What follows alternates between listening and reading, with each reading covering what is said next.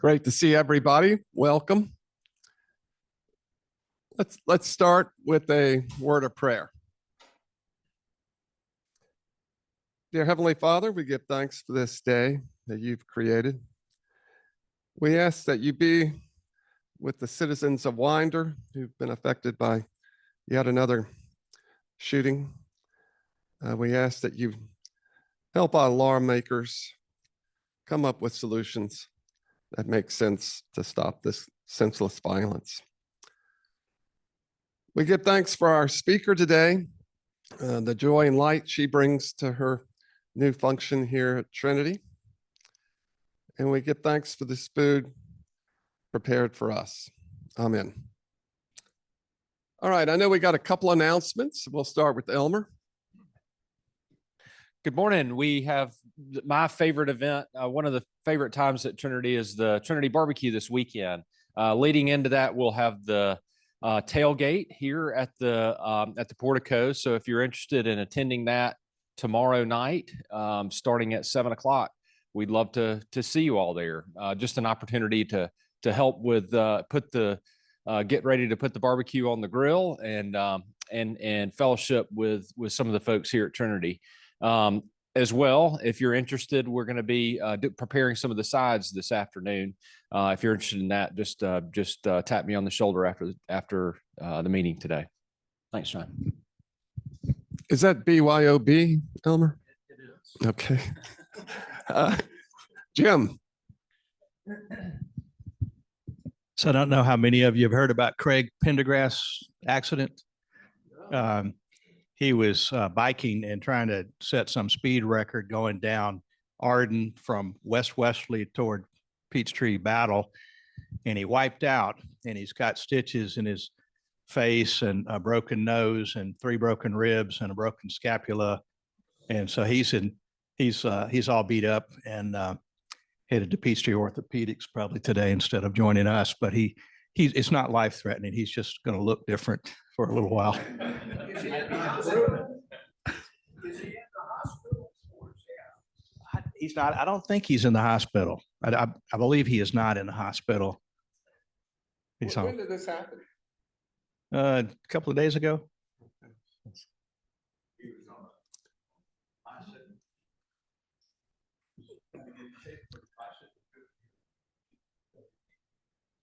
Oh, wow. Scott, you want to talk about next week? As you know from the first email that went out yesterday, our speaker next week is John Sorrells, who is the director of the program at Bobby Jones Golf.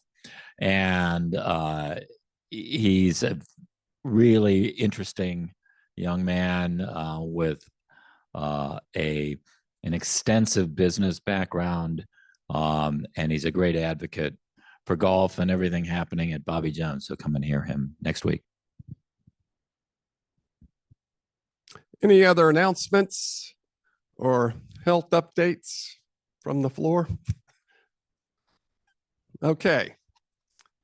Our speaker today is our very own Emily Beaver. She doesn't need much of an introduction, but I'm going to give her one anyway because I want to.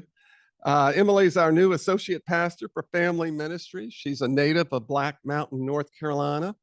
She's a graduate from NC State in religious studies and also from Columbia Theological Seminary. She's got a master's in divinity and a master of arts in practical theology. She graduated last December.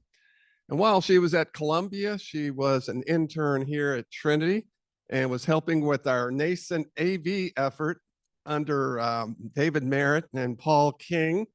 And that's where I first met Emily in the balcony at our put together sound booth. And her role quickly expanded here at Trinity. I don't think she knows how to say no, but she really helped out in so many ways during a very difficult time. Our associate pastor nominating committee announced her call and we approved it June 16th. And since then, she's been ordained in her home church, Black Mountain Presbyterian, and will be installed in Trinity this fall. I asked Emily if I could tell this story. She had said to me that she needed housing after she graduated from Columbia. And then I had an idea for her, and she said, no, I've kind of gotten things taken care of. And she said the movers showed up at Columbia. She had a dorm room. It didn't take them long to pack her stuff up, put it in a truck, and they drove her over to the manse. And they got there before she did. And they called her and said, hey, we think we've gone to the wrong place.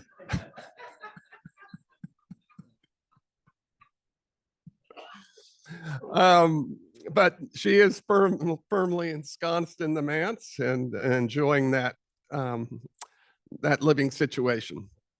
Emily spoke to us back in November of 2022. We were back meeting in person, sort of, and Scott would get the breakfast every day from Chick-fil-A. So we've come a long way since when you first started and talked to us, and it's so great to welcome you back to speak to us once again. Please welcome Emily Beaver.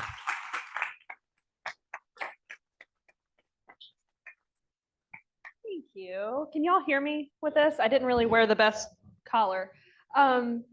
Sorry, I'm not here to talk about Bobby Jones, so lower your expectations a little bit.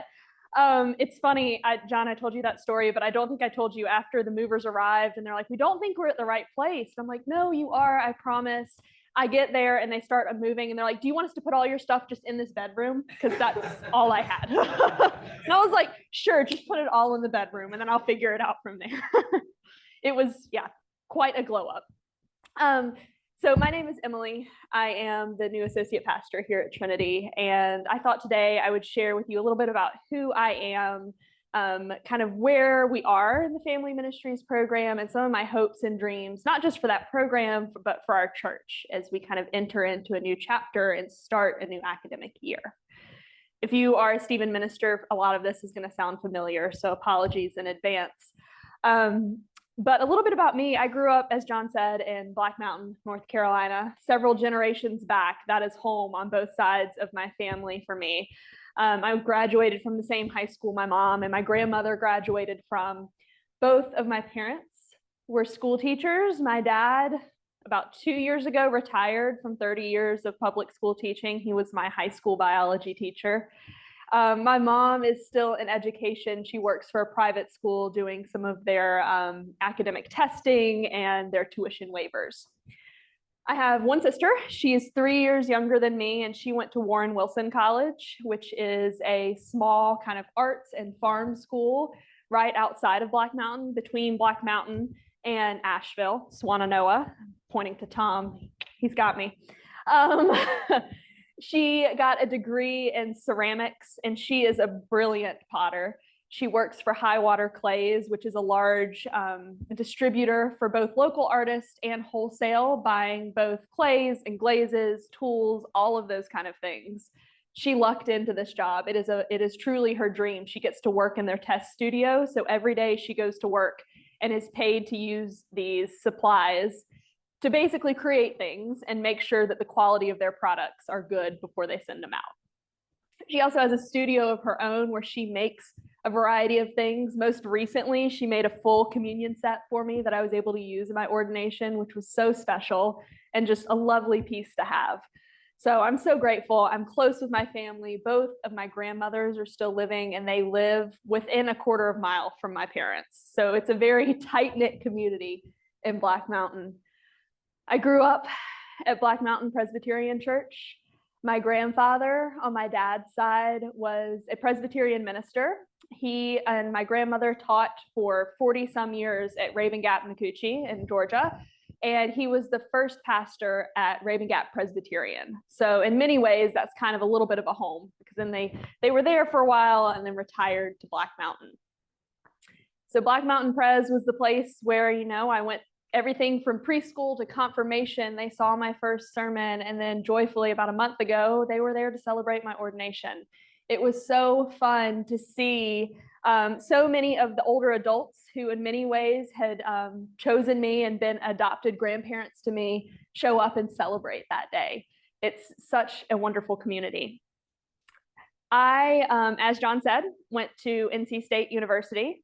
I really thought that I wanted to work in agriculture. I spent most of my teenage years involved in Future Farmers of America, and I was an endurance rider doing, all kinds of different competitions across the Southeast. I was like, this is what I want to do. I want to continue this path. I thought for a while it might be vet school for me. Quickly realized it would not be vet school for me. I could not take the stress of the admissions process alone. So I thought maybe I would want to go get a graduate degree and work in animal nutrition, specifically livestock animal nutrition. So work for some large feed company in a lab. I say it tongue in cheek, but it's true. I lasted less than a year working in a lab at NC State and realized there were far too few people for me to speak to. I was bored out of my mind. Also, at the same time, I took chemistry at NC State and it did not go well for me. So when I was sitting in that class the second time, I realized that I probably needed to think about my future. I ended up in a history of Christianity's class that I absolutely adored. And I got very lucky that that class was being taught by just a brilliant professor named Mary Kathleen Cunningham. She still is at NC State. She was in the first co-ed class at Yale Divinity School. And she is just a brilliant mind thinking about science and religion and how we have conversations about those two, how we think about the world, and just was a wonderful mentor to me. She was the one who encouraged me to consider this degree program and to pursue graduate school in whatever form or fashion. And that was kind of a pivotal moment at the end of my sophomore year when I realized that I did not have a future in a lab somewhere. During my whole time at NC State, I was also very involved in the Presbyterian campus ministry that serves all of the schools in Raleigh. So NC State, Meredith, anything kind of in that radius. And it was that group where I really found a home on this massive campus at NC State. And it was that group that kind of propelled me and encouraged me to pursue also some kind of formal education after my bachelor's degree. So at the end of my time at NC State, I was getting ready to graduate with this religious studies degree, which if you know anything about NC State, is truly probably the smallest degree program there. It's a land grant university, all right? They do engineering, they do agriculture, and then 5 of us over here do religion at NC State. That's it. Anyone else would have gone down the hill to Chapel Hill, but I was determined to stick it out at NC State. I considered a variety of different things as I neared graduation. I thought maybe I wanted to go on and continue at a public university. I really enjoyed talking about religion in these secular spaces, looking at it from an academic approach. Much of my undergrad degree was talking about the Abrahamic religions in secular spaces with really no personal faith attached to it. But as I neared the end of my time, I realized actually I think what I need is space for me to continue my education, but also to be able to be formed myself, to gain some more language around how to speak about what I believe and really kind of deepen my own faith, which is what led me to seminary. I looked at a variety of different seminaries. I considered Emory. I considered Yale because of my lovely professor who really was like, this is for you. I was like, I don't think it is. I considered Princeton, Louisville, a variety of Presbyterian seminaries, and I toured several, mainly because I wanted to find a place that I loved to live in as much as a school that felt right for me. I never really felt at home in Raleigh, so I wanted to find a city that I could kind of claim as my own. And then it was the end of my junior year on Good Friday. The whole seminary at Columbia is closed because it's Good Friday, but it was the only time I could come down and visit. I came to tour Columbia. It was truly like a monsoon, the amount of rain pouring down. And bless her heart, this admissions person, sweet Lucy Strong, gave me my first tour at Columbia Seminary. She met me at the door and we had talked before. She had come to Raleigh kind of, talking with some other potential seminarians at NC State and Meredith. So I knew her a bit, but we spent about 3 hours together that morning talking about Columbia, talking about her faith journey, talking about the options at Columbia and the community they have there. And I left going, I think this could be a place where I could feel at home. So I applied, I got in, and then I started in June of 2020. All of my friends were off taking, their first real full-time jobs, and they were moving to new cities and getting apartments. And here I was in the pandemic, sitting at home studying an ancient language that no one speaks in my parents' living room. It was terrible. I'm taking 8 weeks of online Greek in the beginning of the pandemic, going, what the heck have I gotten myself into here for the next 4 years? So my first year of seminary was all online at my parents' home in Black Mountain. It was fall 21 when I was finally able to move to Decatur. And it was the spring of 2022 is when I started here at Trinity. And John, as he mentioned, I originally was doing just Sunday morning AV live streaming. Paul King was here. He was at Columbia at the time. He had started here. As Kevin was transitioning to something new, they needed another person. And so Paul reached out to me. And I say it jokingly, but there's some truth behind it. I saw Paul's email with this great opportunity to work on Sunday mornings, and I ignored it because I was like, I'm gonna have to work Sundays the rest of my life. I'm not trying to work Sundays while I'm in seminary. I want to sleep in while I can. But grad school is expensive, and I realized I really could benefit from using the money to pay for rent. So I ended up at Trinity. And truly, when I ended up at Trinity, I saw it as kind of a stepping stone for me, a place where I could learn something while I'm in seminary, and then I could discern what was next. I really thought when I graduated that I wanted to go into chaplaincy. I had a wonderful experience at the VA Medical Center in Asheville. I was working in their hospice ward, and I was like, I think that's what I want to do. I want to go back and I want to pursue a residency and be certified to be a chaplain in those spaces. And then I got to Trinity. And one thing led to another. At first, I was doing AV, and then I was hired as the Trinity Fellow. And so I was working with our high schoolers. And before I realized it, I really was loving the congregation I was in. And I was loving the work I was doing. I say I was so opportunistic. Each time a door opened, I was like, well, yeah, why not? I'll try that. Or there was a new job or a new role they need filled. I'm like, yeah, sure, I can try that. I can do that. But that whole time, I don't think I saw it, that I was being led on this path to this community that has, in many ways, in the past 2 years, taught me how to be the pastor I'm called to be, and continues to teach me to be the pastor I'm called to be. My final year of seminary last year, I graduated in the fall or in December. So that last semester, I was working full-time here, and I was going to school full-time to finish my degrees. And I was searching for a call, which was a lot. And that was a time where I felt like I was balancing a lot of plates. Just as the AP&C here at Trinity was determined to discern the exact candidate that was right, I was determined to discern the exact church that was right for me. And so I talked to a lot of different churches, several different hospitals, thinking maybe that was still what I was called to do, was to go back and do that. And through all of those conversations, it was really talking to other churches that made me realize how lucky I am and how grateful I am to be here at Trinity. Not just from the community itself, not just the programming that we have, this beautiful campus, the resources that we have to do God's work in the world, but also the incredible staff. I love working alongside Lucy and Rebecca and everyone else upstairs. Like, it is a good place to be. And so I'll never forget the day that the AP&C called me. They kind of faked me out. I think Mark is in Portugal, so he shouldn't be tuning in to hear me tell this story. But Mark Stansel got me on this one. I knew they were nearing the end of their process, and he sent me an email and said, Emily, okay, we're good. He's only going to hear about me telling this story secondhand.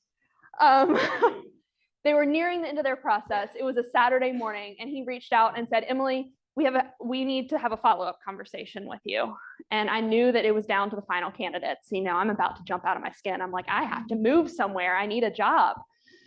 And so we scheduled something for that afternoon. And that was when the whole committee was there and asked me to be the next associate pastor. It was truly one of the most joyful days. And it was a moment where the Spirit was at work. I'm so grateful to be a part of Trinity, not just the family ministries program, but Trinity as a whole. It is a joyful place to be and a good place to be. And what a perfect place to land in my first call. That's a little bit about who I am and what led me here. I think it's also helpful to kind of tell you about where we are in the world of family ministries and kind of some of my hopes and dreams for this role. Contrary to any kind of popular belief, the church shuts down in the summer. Family ministries might have their busiest season in the summer. We have been full tilt all summer. We ran 2 high school trips, 2 middle school trips, a week of VBS with over 60 kids here on the campus. And then we also had a Wednesday night programming every week. And then we also kind of planned for the fall somewhere in between there. It was a joyful and fun and full summer. Our high schoolers went to Montreat Youth Conference again, which, if you don't know, that is a week at Montreat Conference Center in the mountains. They do everything from small groups with other kids from different churches. We worship every day together. We have a keynote speaker. It is truly a magical experience. I joke about it, but there's a grain of truth that as soon as those kids go to Montreat, they're indoctrinated. They see the magic of Montreat, and it becomes just a really special place for them. They also, our high schoolers this summer, went to Northern Ireland and Scotland. That's a trip that we talked a lot about kind of leading up to. It was my first, I went on the trip last time, but I had just started 2 years ago in 2022.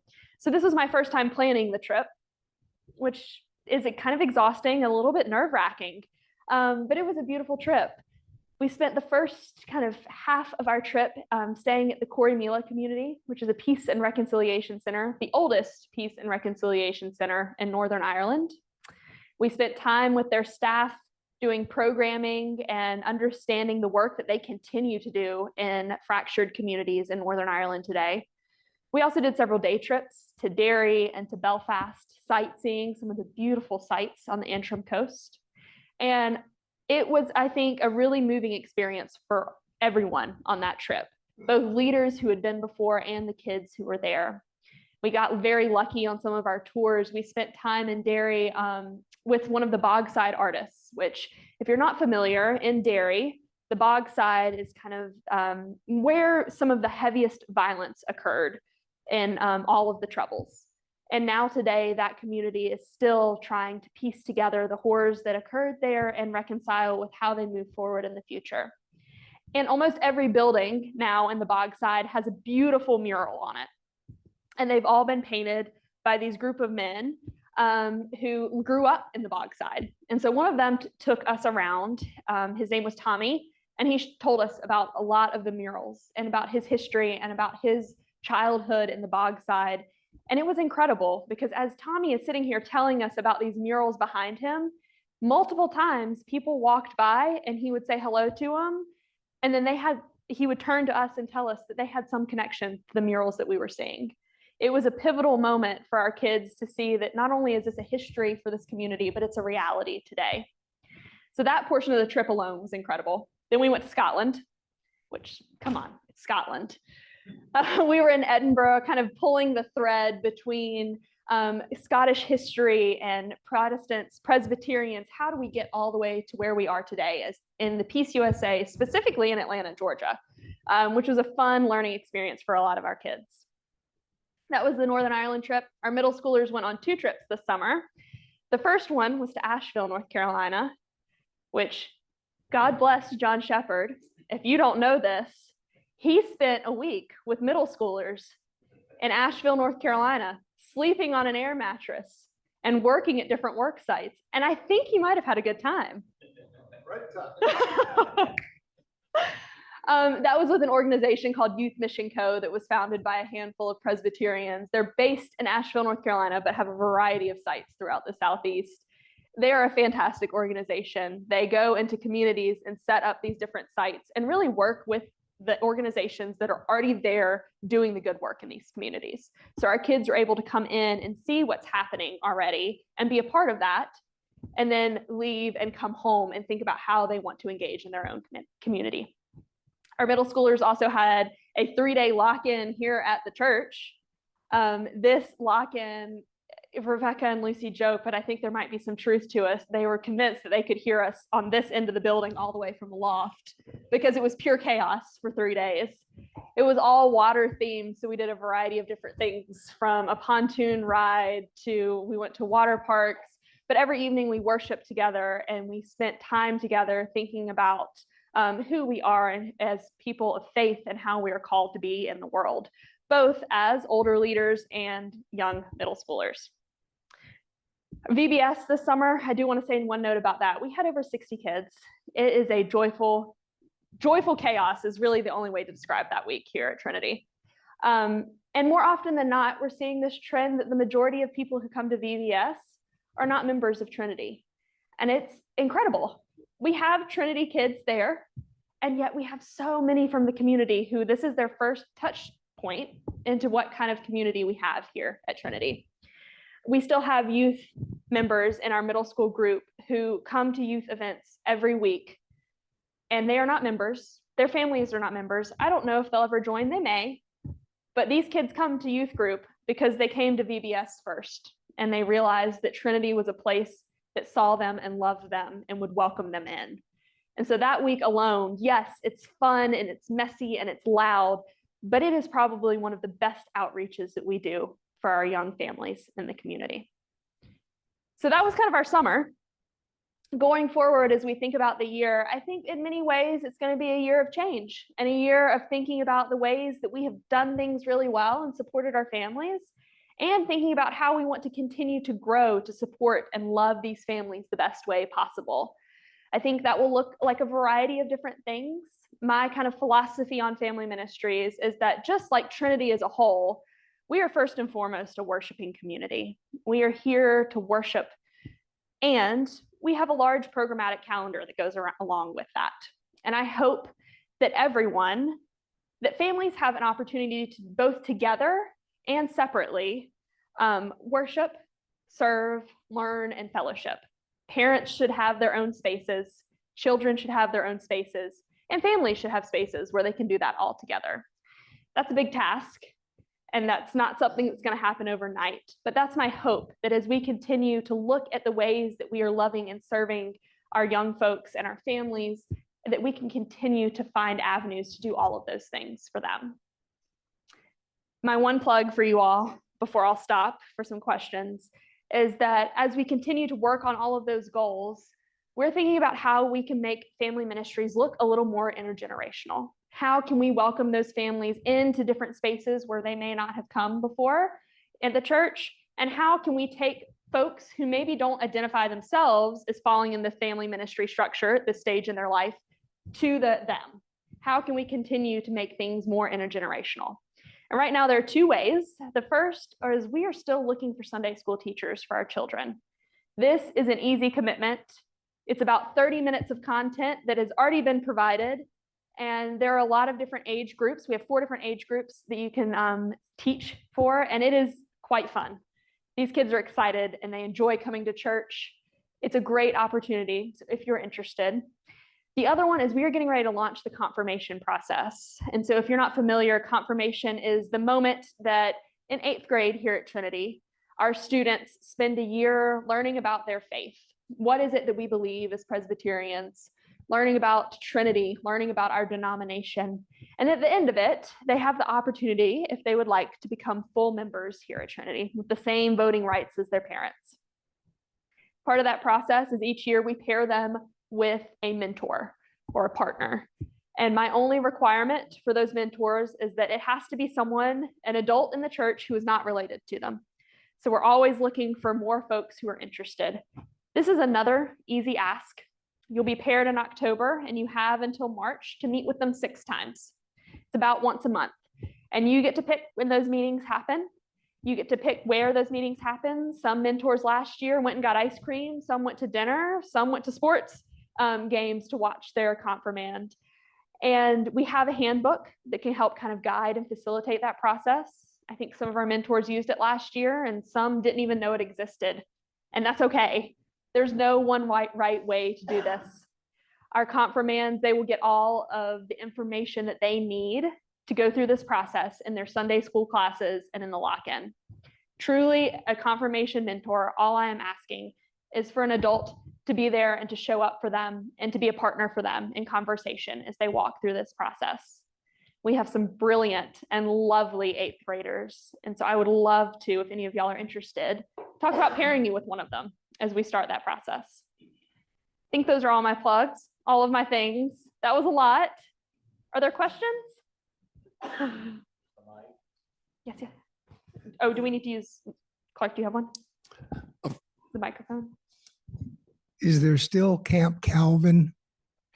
Camp Calvin still exists. Yes. So Camp Calvin is still a thing, going through some transition right now, I would say, in their leadership. So one of my dear friends, Camp Calvin is a retreat center not far from here, that a lot of Presbytery events would occur there. But they're kind of, I think, retooling and figuring out what's next for them as they've undergone some transition. But yes. Mm-hmm. Yes, Terry. You've had such a diverse beginning, and I wondered whether or not you've maintained your relationship with the animal world, whether you have a cow or horse or raccoon, raccoon. You know, I can't believe I'm getting ready to tell y'all this, but because you're not going to look at me the same after this. I have a dog, and living at the manse right now, I do have a pet frog, and I have some turtles because I love reptiles. So I have everything. One of my turtles is an African sulcata, which, if you don't know, African sulcata is the third largest species of tortoise in the world. My African sulcata is only about 5 years old, but he's about this big. And so I'm getting ready to totally expose myself here as the crazy reptile person, but that's my connection mainly with the with the animal world. No livestock, just absurd reptiles. I don't have a snake. I don't have a snake. No. Turtles, a frog, and I do have a lizard. That's it. That's it. That's it. That's it. That's it. Don't worry. No one even knows usually when they come in and out of the manse. So I just completely blew my cover there that I have all these strange animals. Did you order your tortoise from Amazon? I did not order my tortoise from Amazon, but this is actually quite a funny story. I did order my tortoise online.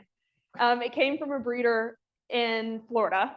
And so my tortoise, I can't believe I'm about to tell y'all this either. My tortoise's name is Torty. It's so embarrassing, but her name is Torty. And I ordered Torty from Florida. Torty arrived overnight to me, not only in a shipping box, but Torty was so small when I got him that he was in a blueberry carton tucked in the shipping box that they shipped me overnight. It was the most absurd thing I've ever done.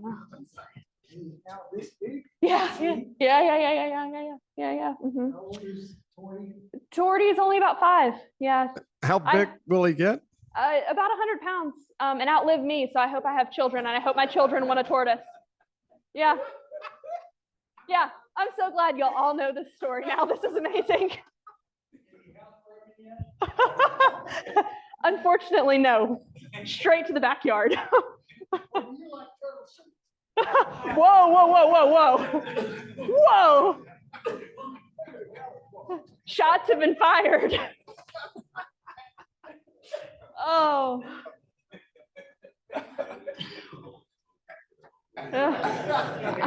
I'm so glad this is out here now at Trinity. Emily, I would ask you to think about for this group, if they may not feel comfortable being a teacher or a mentor one-on-one, which I highly recommend. I did enjoy going on the mission trip. My favorite line, it might have been your son, Elmer, who said, when I started this trip, I thought food insecurity meant you were embarrassed by what you ate. It's always a learning experience. It was great. It was a great trip. But I would urge you to think about how this group could engage with the youth of the church.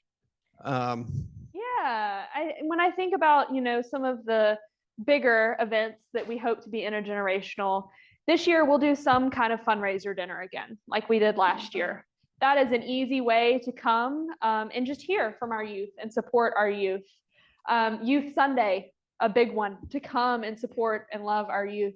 When we do our Trinity Fun Fest at the beginning of the year, it is geared towards families with the dunk tank and the slip and slide, but there aren't age limits on those activities. Or come and have dinner and spend time with our young families. All of those kind of big events that we have in our calendar year you are more than welcome. You are more than welcome. I think so often at Trinity, when we hear family ministries, we think parents of school-age children. And in many ways, that's true. And we want the widest breadth of Trinity there at all of those events. You are more than welcome at all of them to be there and to be a support and just to get to know some of our young families. Oh, you're fighting for me. You get all three months. Paul, you have to hold both. In the past, the youth have come into the men's breakfast after the summer and told us about what they've been doing during the summer. So I encourage you to bring some of the youth to this men's breakfast to tell us about themselves. That would be incredible. Yes, that would be great. I didn't realize that they did that before. Well, the first Friday of the month is always good for that. That's what I hear. Well, the second Friday is also good for that. If Bert Broadfoot were here, he would tell you that the third Friday of the month was good for that. And I'm sure Jim Gober would tell you the fourth or even the fifth, if we have one, would be good for that. Good Well, to know. I do have to thank Emily. She volunteered to come present today. I didn't even have to twist her arm too much. You So- were too giddy. I was like, I would love to come back to men's breakfast. He was like, how does September 6th sound? I was like, I love it. Sounds like a great date. Well, Emily, thank you very much. It's so great to have you with us.